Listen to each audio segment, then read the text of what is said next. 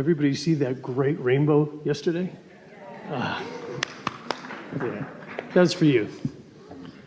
For you. Yeah. I live here in Asheville, so I appreciate the things that you love about it too. It's a beautiful place. You hit it right on the nail with why I'm here first, because I wanted to talk about the inner being. I've heard a lot of times to talk about your inner being knows before maybe your conscious human self knows. Is that correct? It is, because your inner being has a lot of knowing and has held knowing that maybe you haven't caught up with. But even more important than that, as you've lived life, you have asked for more than you currently are letting yourself acknowledge. And every time you ask for more, your inner being knows that too, because you are a vibrational being. Esther's mother is on her mind today. She thought about her when she was waking up. And another thing that her mother used to say on a really regular basis is, listen to what I mean, not what I say. Because she would get her words tangled up, and her daughters would laugh at her, knowing that she didn't really mean to say that. And she would say, you know what I mean, listen to what I mean, not to what I say. And her mother was wiser than Esther knew at the time, because that's what we mean also. The universe is listening to what you mean, not to what you say. So life causes you to ask for things that you may not be speaking out loud, or life causes you to desire things that your beliefs may be in contradiction of.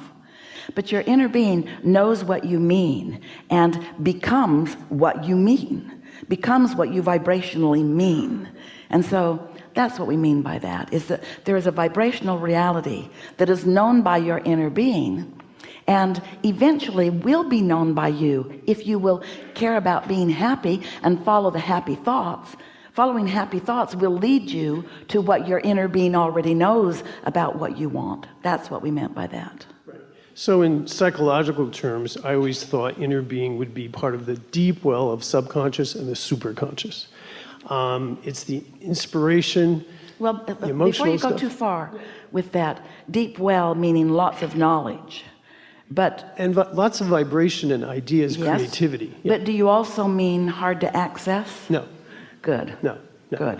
In fact, most psychologists before the law of attraction came mainstream would say there's so much that when it comes to the surface of the small conscious mind, now you're in alignment. And you've often said, if you're not in alignment with your inner being knows when. Your inner being understands where you are in relationship to where you'd like to be, and knows what your path of least resistance is.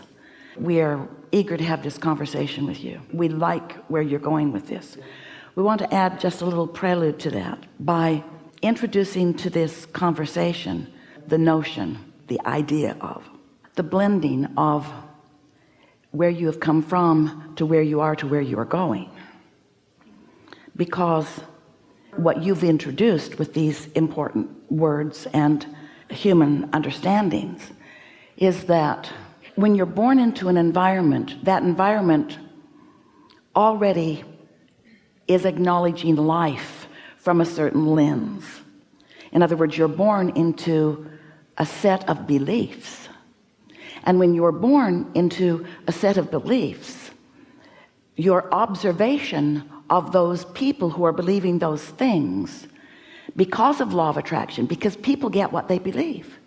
So when they believe it, they attract it. And when they attract it, they demonstrate it. And when you observe this demonstration of their beliefs, those beliefs become your beliefs when they didn't have to. So that's why it's sort of slow going for so many humans. Slow going to go from what is to what you prefer, because a belief is just a thought that you continue to think. But you're introducing here, what about beliefs that I'm continuing to think that I don't even know that I'm continuing to think? What about these unconscious beliefs? What about these things that I just picked up that I just accept as that's the way that it is? And what we would like to say right here at the beginning of this important conversation is that anything that you, never mind where you've come from, while it's all good and we're glad you came from it, Never mind where you came from, and never mind what they believed or what they handed off to you in terms of beliefs. Never mind that for just a moment. Instead, see yourself as standing where you are on your way to what you so beautifully introduced with your first words here today.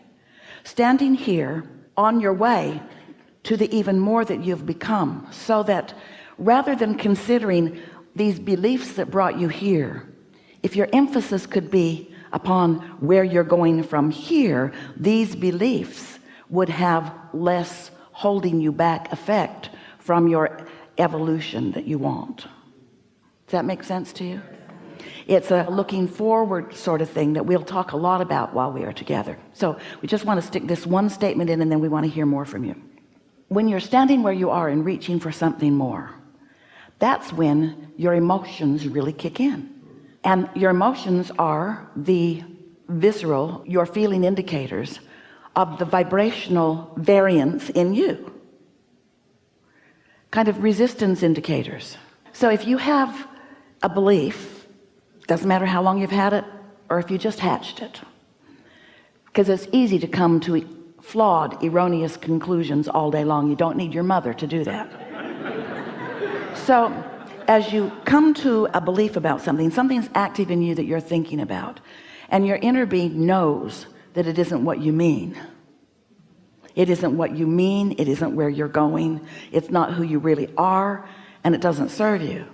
Then your emotional indicator is going to be one of negative emotion. And if it is in harmony with who you really are and where you're going, it's going to be one of positive emotion. So if you're feeling emotion about it, it's not buried deep. It's not subconscious or unconscious. If you're feeling emotion about it, it matters. And we're going to add another powerful statement. Ready? Only if you're feeling emotion about it does it matter. Because if you're not feeling any emotion about it, it's not a big player in your vibrational mix. Which leads us to the next important thing. We're here to wake you up so you'll feel your emotions, because you feel them and don't like them, so you pretend you don't feel them. And Esther's mother wants to say to you, we know what you mean. In other words, law of attraction is not missing what your vibrational mix is. So that sounds like, even if you don't know, it's part of your point of attraction. Well, of course it is. Everything's part of your attraction, but it's not a big player. That's what we want you to hear. It's not a big player. If you're feeling emotion around it, it really matters. If you're not, don't worry, it'll get bigger. And when it gets bigger, then it's a player, and then you can do something about it. And until then, we wouldn't spend too much time wondering what's going on. Yeah. Inspiration comes so deep and so quickly and so rapidly for me. Sometimes I have to turn it down. Why? It's the belief that there's not enough days in the hour. It's the belief that I can't do all the things I'm going to do. So we're going to put that aside right now, because I'm going to make the next part of this an intention. Well, if we were standing in your physical shoes, we wouldn't slough that off so easily, because those are not unconscious things that are hindering you. Those are conscious things that are hindering you. Well, let's talk about it then. I've got too much to do. That's a conscious belief that hinders you. And then because you believe it and it's active, the universe just delivers more and more and more to you, which you believe even more and more. So you consciously and deliberately hold yourself back from your greatest joy, moment by moment by moment. So if I send out an invitation, or send out rockets of desire for the list of things I want to expand to right now, does the inner being audit or sometimes say yes, but not now? Does the... Oh, your inner being isn't your gatekeeper. No, is not. No, no, no, no. Note to self, You don't are... blame mom. It's not your gatekeeper. It's just the mix of vibrations that you've got going on. It's sort of like, this is a really bulky way to say it, but it'll be easy to hear. That's like so many people that are wanting to control so many people through religion, and they will tell you, you can't tell while you're here all of the judgment comes, good and bad, once you've reemerged into non-physical. Well, of course, nothing about that is accurate in any way, because all of that punishment or reward is self-inflicted, and you allow it right here in the moment of your emotions. So the reason that we offer that analogy is because there is no gatekeeper. There's just you letting yourself really be you to the furthest extent that you've allowed yourself to be, or not. And it doesn't mean that there are not infinite non-physical, what you want to call angels and source and well-being that is rooting for you. There is all of that, but there is no gatekeeper. There's no one, there's no gate. There's no gate from which you should be held away from. There's no gate that's open to let you in, and there's no gate that's closed to keep you out. It's just you letting yourself move toward who you really are or not. You are your own gatekeeper. You are your own gate, and you have emotions that let you know about that. And sometimes people feel insecure about that, because there is a certain security that people find from an insecure place that goes like this: I don't know what I'm doing, and I don't know really for sure what's right or wrong, for sure, because I'm kind of mixed up, because so many people who have tried to guide me have different opinions about what that is. So I really don't know for sure what's right and wrong, but I like the notion that someone really knows, and that if they think I'm doing my best, then they will like my performance, and then I will be rewarded. And so we get it that you want someone to look and judge and evaluate and give you a result. We get how you want that, but there's no gatekeeper. The amount of progress I've seen since your last year in September. We talked about focusing out of pain. We talked about my mystic work, my dowsing. I'm a medium, I'm an artist. And that has expanded. And the conversation I've had with you for years about ill health is, it's gone. May we ask you a quick question? Can you hold that thought? Yeah. We want that thought. Does it feel to you that the expansion that you are describing, which is vivid and real and wonderful, does it feel to you that the expansion is more a product of your letting go of resistance and letting yourself move toward what was in your vibrational reality or your vortex? Does it feel like you've let go of resistance and moved to what you had already stored up? Or does it feel like you're launching more rockets? More rockets.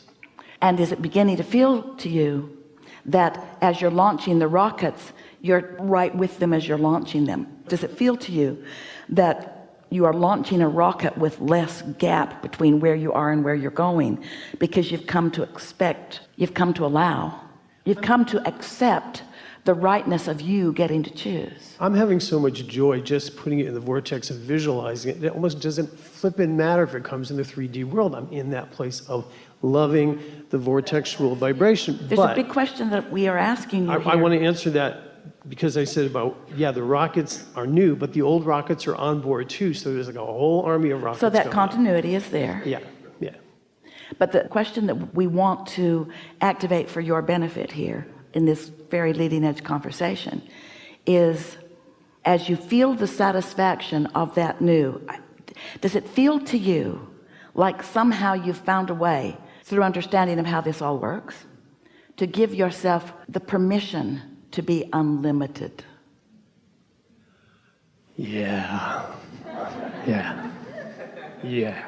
It's that open-endedness, and because you're there, we can feel that you are, because you're there, now you are truly source energy in a 3D world. But don't play down the 3D world. Okay, let's talk about that. Because you're a teacher to the core of your being, and you've come into this leading edge, which does manifest into see it, hear it, smell it, taste it, touch it. And something that is allowed to manifest fully is a further allowing than something that you've just dreamed.